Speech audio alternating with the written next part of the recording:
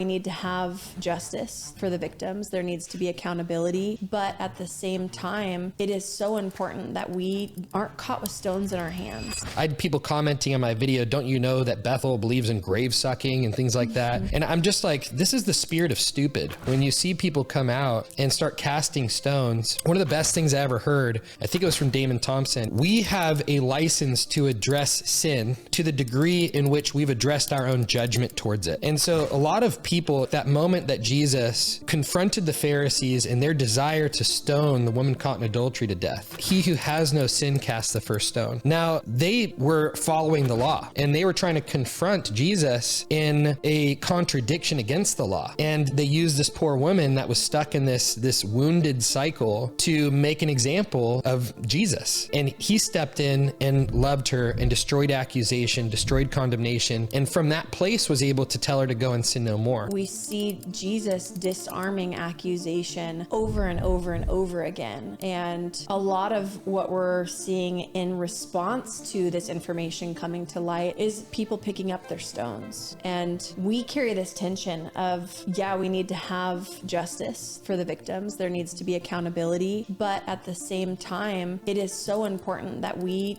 aren't caught with stones in our hands. Yeah. Like partnered with the spirit of accusation or desiring punishment for these people, because that's been paid for already. Well, I think about it this way, and I think what you're highlighting is that a situation like this that is so emotionally charged and spiritually charged, what it does in us is it reveals the lenses through which we view God, view people, causes us to reveal our beliefs as well that may have been buried down. We can often do is like, this will surface all of the faith tools and ministry tools that we use to either validate our narratives or like bypass even processing pain. The big thing that we have a heart for inside of this experience is helping people to process through the mess of the pain and then get to forming conclusions rather than before you've actually had a chance to process the loss, grief, abuse, whatever has resulted in this that's impacted you personally. After you've processed that, being able to, from a place of true identity and knowing that I require nothing from that leader from this point forward,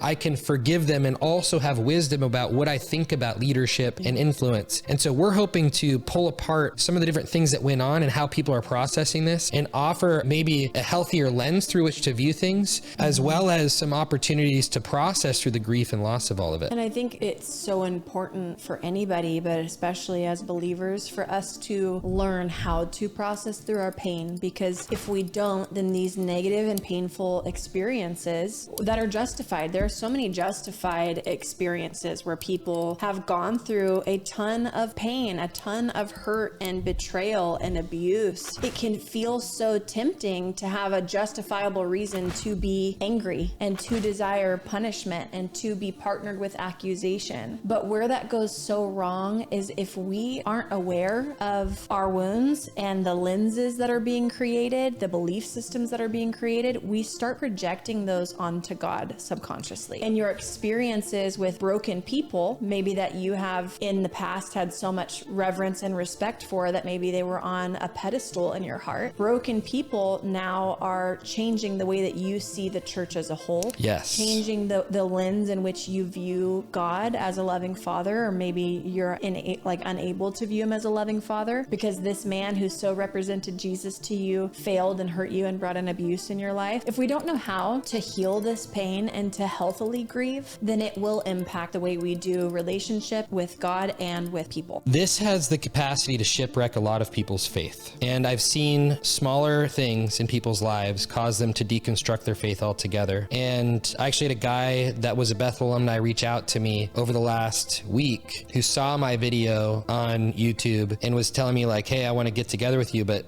what was interesting is this guy shared his story with me. He's like, I was a part of Bethel worship, all this different stuff. And he's like, I became atheist coming out of Bethel. And then I found Jesus. And I was like, wow. And so his whole heart is to help people sift through these types of things too. But why is it that something like this has that much permission in our lives to affect our rudimentary faith in Christ? Why is it? And I think the more we can have conversations about this and bring more information to the pool of meaning, it allows us to unpack, why is this such a faith shipwrecking moment for me? Why does this feel so destructive versus being able to feel, experience, move through the grief and loss and still have a deep faith in Christ and know, okay, I've learned something new. I've gathered new lessons from this. It was painful, but there's redemption inside of it, and my faith in Christ is stronger. And I think that's my heart for anybody listening to or watching this, because I think this type of thing has that capacity too, to be a strengthening. And I personally feel like I have had the privilege of experiencing my own church hurt, and you have too. So we aren't speaking from a place of you shouldn't be in pain.